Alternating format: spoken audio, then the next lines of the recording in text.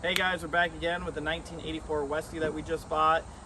This car actually runs, drives, and stops, but obviously we'll be going through the mechanical stuff on a later date. What we want to do is capitalize on this beautiful weather and get the body work done and the paint work done before the weather changes, because we're at the beginning of September now. So you can see that somebody did a repaint on this once. There's some body work that was done. We're going to have to dig into it and go at it, but all in all, it looks like a solid car.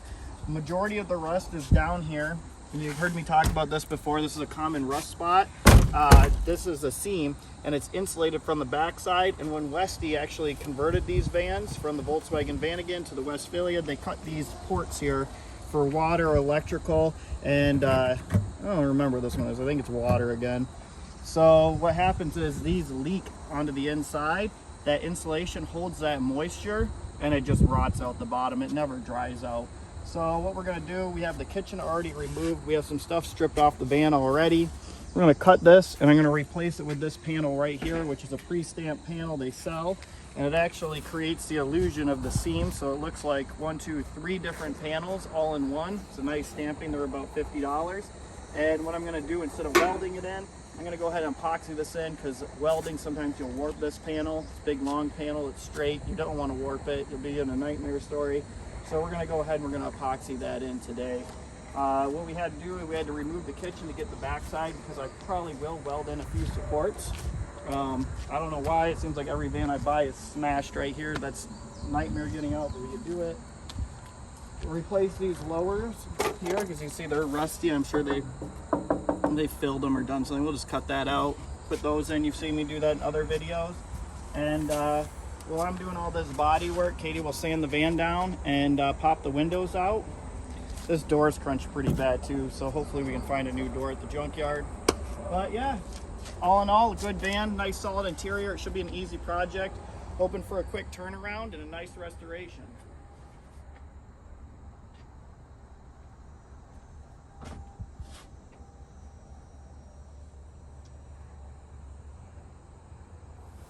Alright, I got everything cut away on this rusty side that I showed you in the first video, how it rusted out at that seam. I had this replacement panel all cut and fitted.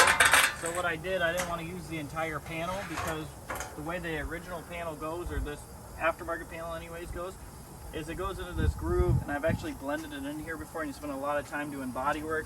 So what I did is I cut about 1.5 inches below, and then I used a crimping tool, and what it does is it crimps the metal to compensate for the thickness of this panel, so you can butt them right up and get a good surface area for your glue.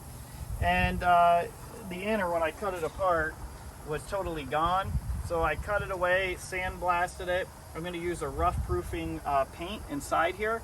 But before I do that, I'm going to make this inner panel just out of this sheet.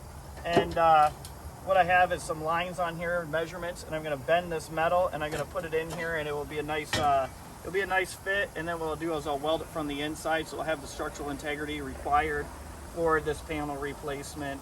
And it won't be as good as new, but it'll be pretty damn good. So I'm going to go ahead and do that. I just want to make a quick video to show you where I'm at. I know a lot of people try to take this on. It's not that hard. So there you go. Right, the time has arrived. We're going to put this panel on. We have the epoxy a little bit on both surfaces, so when they go together, there will be plenty of it in there. And we also have this inner panel with the epoxy on it. We left it clear on some holes so I can put some spot welds in there. And then I used chassis paint inside here, so after sandblasting, that bare metal's covered. All we're going to do is line this up.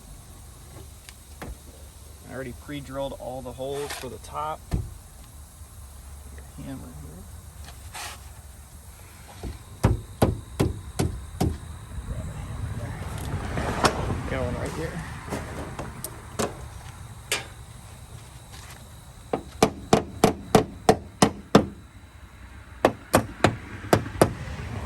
Nice fit, just like we wanted.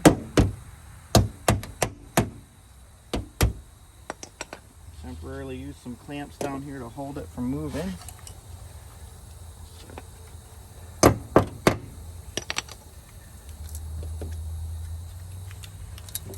And then I'm going to try to find some of those screw holes and get it all put together. And then what we'll do after this is all fastened on this side, I'll go to the inside and I'll throw those tacks in there. But yeah, that's pretty much That's pretty much all there is to it. These screws are all going to come out once the 48 hours after this is set, or 24 hours. We're actually going up north for the weekend, so it's perfect. This can sit here and cure, and then we'll pull all these screws out, and then we'll use some filler and fill this all in. So that's it.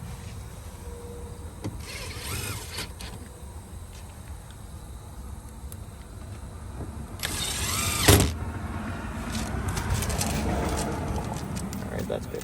Okay. All right, and this is the last part to the repair.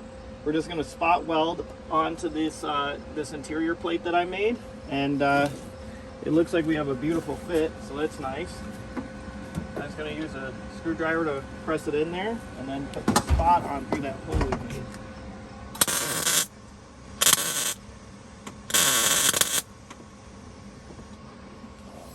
And that's it. All right, we completed the repair on that rusty side panel, and let's just take a look at this. I don't know how to change it, girl. I don't know. How do you go? Go. All right, now that's complete. You can see that the panel actually brought the warped old panel back into line, and we adhered it. You can see where we spot welded a little bit, and so it means the weld got a little bit of penetration, which is good. And these panels are lined up pretty nicely. I'm pretty happy with the repair. Like I said, a couple days we'll pull these screws out, and then we'll be able to blend this in with a little bit of body filler, block sand it out, and it'll look like nothing ever happened.